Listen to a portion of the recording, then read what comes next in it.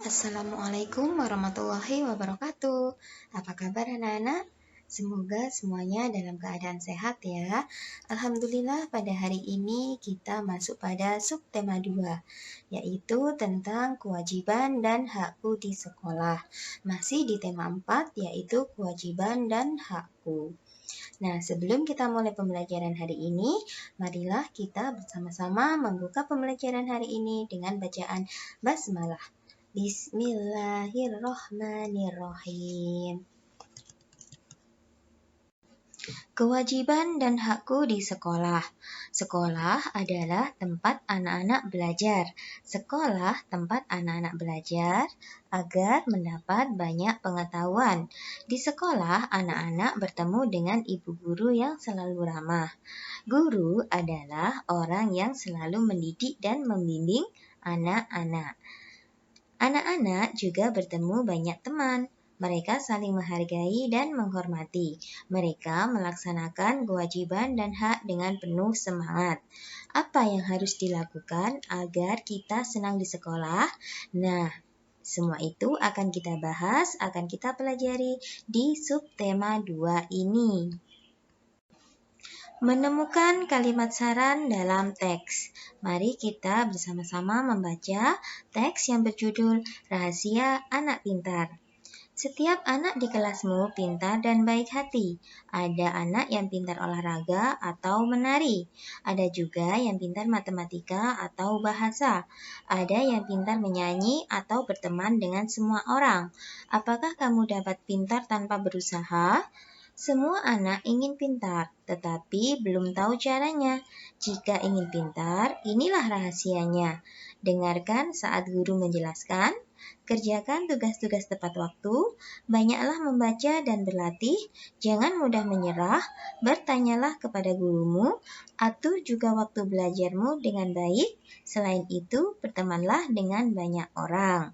Nah, itulah teks tentang rahasia anak pintar.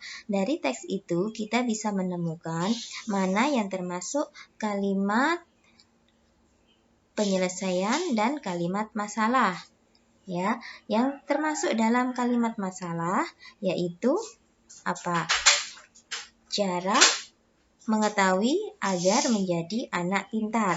Penyelesaiannya yaitu dengarkan saat guru menjelaskan, kerjakan tugas-tugas tepat waktu, banyaklah membaca dan berlatih, jangan mudah menyerah, bertanyalah kepada gurumu, atur waktu belajar, dan bertemanlah dengan banyak orang. Nah, di sini kita sudah menemukan mana yang termasuk kalimat masalah dan kalimat penyelesaian.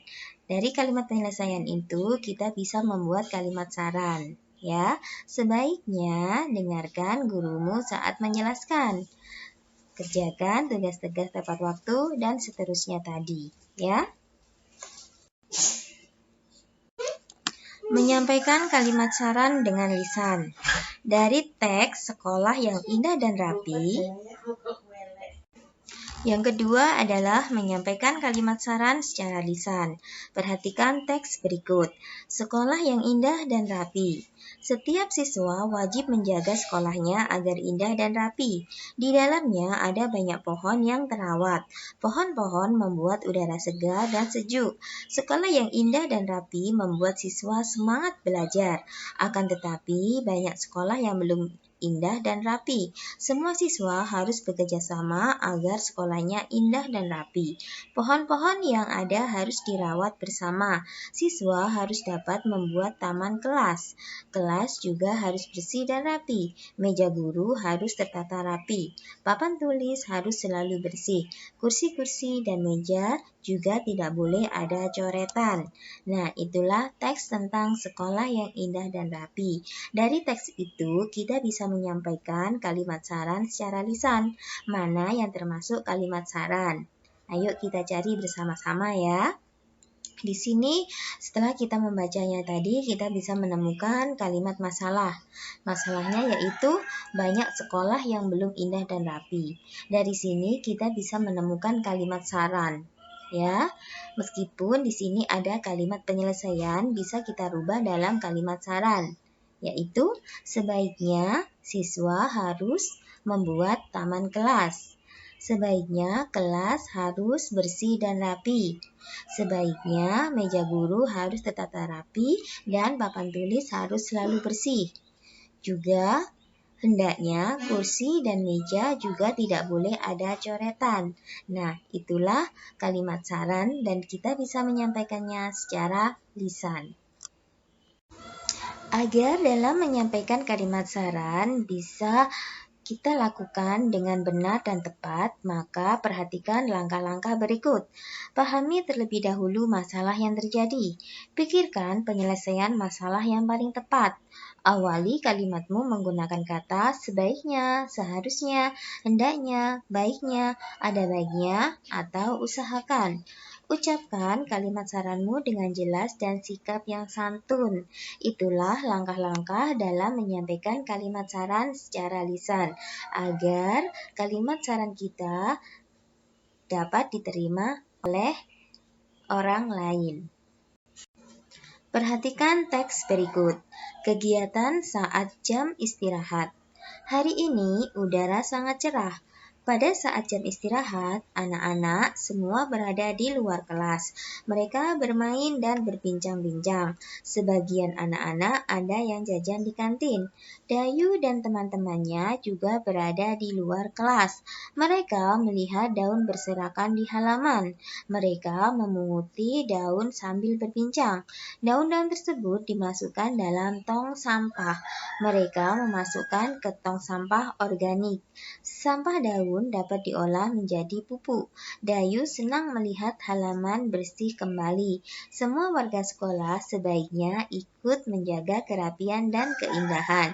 Mereka dapat membuat sesuai kemampuan.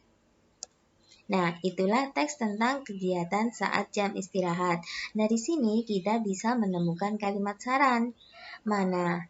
Iya, yaitu sebaiknya semua warga sekolah ikut menjaga kerapian dan keindahan sekolah. Ini termasuk dalam kalimat saran. Itulah caranya kita menemukan dan menyampaikan kalimat saran dari sebuah teks. Selanjutnya adalah menyusun kalimat saran berdasarkan hasil pengamatan di lingkungan sekolah dalam bentuk peta pikiran. Kita dapat menuliskan kalimat saran dalam bentuk peta pikiran. Peta pikiran adalah cara menyediakan suatu informasi dalam bentuk bagan atau diagram. Perhatikan contoh berikut. Di sini ada masalah, yaitu Rio mendapat nilai ulangan yang jelek karena malas belajar.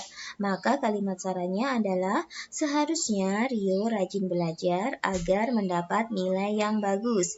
Begitu ya cara kita menyusun kalimat saran berdasarkan hasil pengamatan di lingkungan sekolah. Perhatikan gambar berikut. Apa permasalahan yang terjadi pada gambar tersebut? Bagaimana kalimat saran yang tepat? Setelah kalian menyaksikan video penjelasannya Bunda, nah sekarang ada permasalahan seperti ini. Dan buatlah kalimat sarannya. Berikan pendapat kalian pada komentar kelas. Ya, langsung disampaikan, diketik di komentar kelas. Oke, paham? Ya, cukup sekian penjelasan dari Bunda. Kurang lebihnya Bunda minta maaf. Bunda akhiri. Wassalamualaikum warahmatullahi wabarakatuh.